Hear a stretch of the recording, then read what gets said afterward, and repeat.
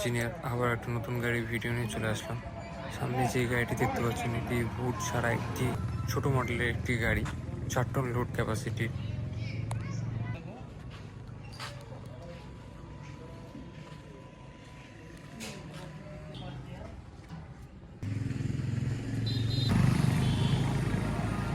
Air cooler engine, 1485 tyre.